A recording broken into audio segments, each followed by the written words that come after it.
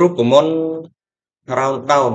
ឬក៏បង្កត់នេះគឺបង្កត់ចុះមានន័យថាយើងចង់ឧទាហរណ៍ថា15154អញ្ចឹងយើងបង្កត់ត្រឹម15000ខ្ទង់100អញ្ចឹងមានន័យថាពីនេះ1 2អញ្ចឹងយើងបង្កត់2ខ្ទង់អញ្ចឹងមានន័យថាកន្លែងខ្ទង់10នេះ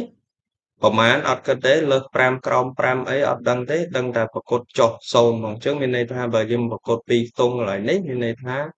អឺនៅសល់15100អញ្ចឹងមានន័យថាចឹងអញ្ចឹងគឺយើងប្រើរូបមន្ត round down អញ្ចឹងមាននៅប្រកួតហ្នឹងគឺប្រកួតចុះនេះនេះ number តមកកត់យើងកុំភ្លេចដាក់សញ្ញាដកដោយសារវាជាចំនួនគត់ពីខ្ទង់ដក2អញ្ចឹងមានន័យថាឃើញទេមានន័យថា round ត្រឹមនេះកន្លែងលេខ54ហ្នឹងគឺវាអត់មានលើ5ឬក៏5វាឡើងទៅលើទេគឺវា0ទាំងអស់អញ្ចឹងមានហៅថារូបមន្ត round down មានន័យថយចុះ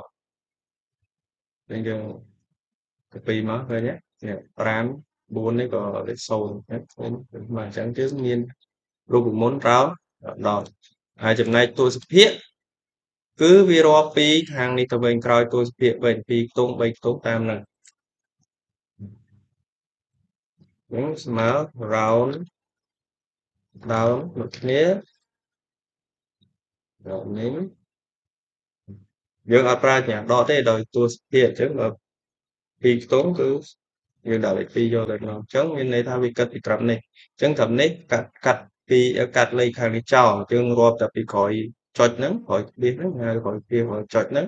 តែ2ខ្ទង់ទេអញ្ចឹងបើយើងយក3ខ្ទង់យើង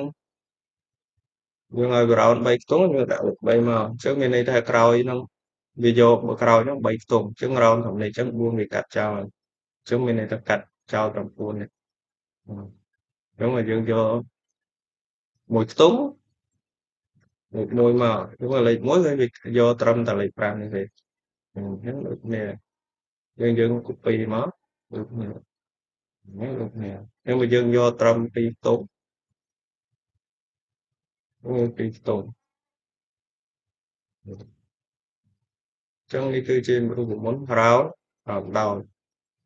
កុំភ្លេចកាលណាវាជាចំនួនគត់គឺយើងត្រូវដាក់សញ្ញាដកនេះសញ្ញាដកហើយចំនួនខ្ទង់តែបើវាចំនួនទស្សភាគយើងមិនបាច់ដាក់សញ្ញាដកទេអញ្ចឹងចំនួនគត់វារាប់ពីឆ្វេងពីស្ដាំមកឆ្វេងហើយចំនួនទស្សភាគគឺរាប់ពីក្រោយចុចហ្នឹងទៅក្រោយហើយទស្សភាគហ្នឹងទៅស្ដាំវិញន័យតែប៉ុណ្្នឹងអញ្ចឹង